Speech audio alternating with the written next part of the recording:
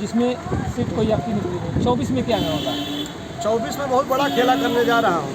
भागीदारी पार्टी ने अभी तक उत्तर प्रदेश में 17 प्रत्याशियों की सूची जारी कर चुका हूँ। झारखंड में 3 लोकसभा प्रत्याशियों की सूची जारी कर चुका हूँ। बिहार में 5 जारी कर चुका हूँ। उत्तर प्रदेश में भारत के 12 राज्यों में भागीदारी पार्टी लोकसभा चुनाव लड़ाने जा रही है। इतना बड़ा खेला करेंगे ना, आप देखिएगा 2024 में। चूँकि ये जितने बड़े दल हैं, ये पिछड़े गए लोगों की वोट लेने की तो अपेक्षा करते हैं, लेकिन जब हिस्सेदारी की बात आती है तो इनके नाक में जो है सांप सूंघ जाता है। फिर इनको पिछड़े दलित नहीं दिखाई देते हैं। ये केवल समझते हैं कि पिछड़े दलित वोट देने की मशीन है, इनका वोट ले लो, चुनाव आ जाए, वोट दे दे, हिस्सेदारी ना मांगे। हिस्सेदारी मांग लिए तो बहुत बड़ा गुनाह कर दिए। इसलिए भागीदारी पार्टी ने 1 साल पहले कैंडिडेटों को मैदान में इसलिए उतारे हैं कि हमारे कैंडिडेट गांव-गांव में जाकर मतदाताओं के सुख दुख में सहभागी हों, उनकी समस्याओं को सुने, उनके निदान के लिए लड़ें, उनको अपनी विचारधारा से प्रभावित करें, उनकी जो समस्याएं हैं उनको सुने। जब हम जनता के बीच में रहेंगे तभी तो जनता हमको वोट देगी ना। पहले क्या था कि पहले बड़ी पार्टियों के पास वोट हुआ करती थी, अब बड़ी पार्टियों के पास वोट नहीं है। सभी जाति के लोग पढ़ लिख कर समझदार शिक्षित हो गए हैं। सब अपने अधिकार को जानने समझने लगे हैं कि हमारा अधिकार कहाँ मिलेगा, कहाँ नहीं मिलेगा। अगर ये सपा, बसपा, कांग्रेस, भाजपा अगर ये हिस्सेदारी देने का काम किए होते पिछड़े दलितों की, तो आज माननीय श्री प्रेमचंद प्रजापति जी को भागीदारी पार्टी बनाने की जरूरत नहीं थी।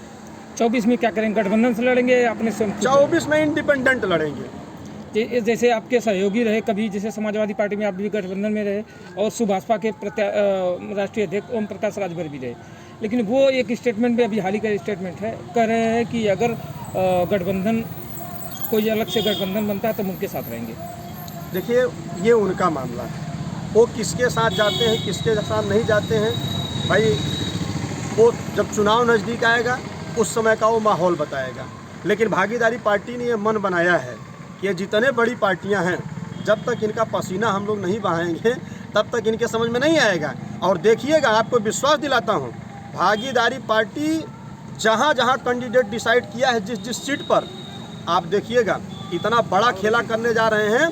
अकेले प्रजापतियों की वोट, ऐसी कोई लोकसभा नहीं है जिस पर 1.5 लाख से 2.5 लाख 3 लाख वोट प्रजापतियों की ना हो, लेकिन कोई गणना नहीं है। हम तो कहते हैं उत्तर प्रदेश में जातिवार जनगणना हो जाए। जिस सवाल को लेकर भागीदारी पार्टी आज लड़ रही है, तो अभी दूध का दूध पानी का पानी हो जाए। ये कहते हैं कि प्रजापतियों की वोट कहाँ है, आप चले जाओ बुंदेलखंड में, चले जाओ, 9 जनपद हैं, कुम्हारों की खान के नाम से जाने जाते हैं। ऐसी कोई विधानसभा नहीं है जिस पर 40,000, 50,000, 60,000, 70,000, 80,000, 90,000 वोट न हो, लेकिन हिस्सेदारी नहीं देते हैं।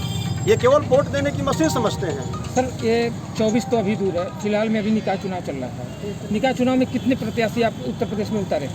लगभग 200 कैंडिडेट हमारे उत्तर प्रदेश में भागीदारी पार्टी से फुटबॉल के चुनाव चिन्ह पर चुनाव लड़ रहे हैं। और देखिएगा, निकाय चुनाव में बड़ा खेला करने जा रहा हूँ।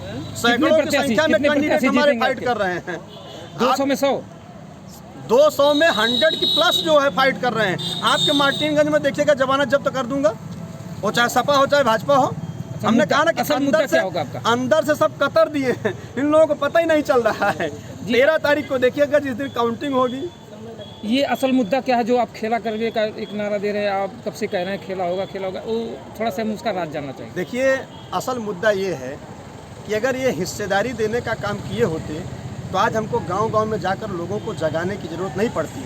आप बाहर मत जाओ, आप इसी आजमगढ़ को ले लो, तहसीलों, मंडलों, मुख्यालयों पर चले जाइए, थाने चौकी पर चले जाइए, स्वास्थ्य विभाग में चले जाइए।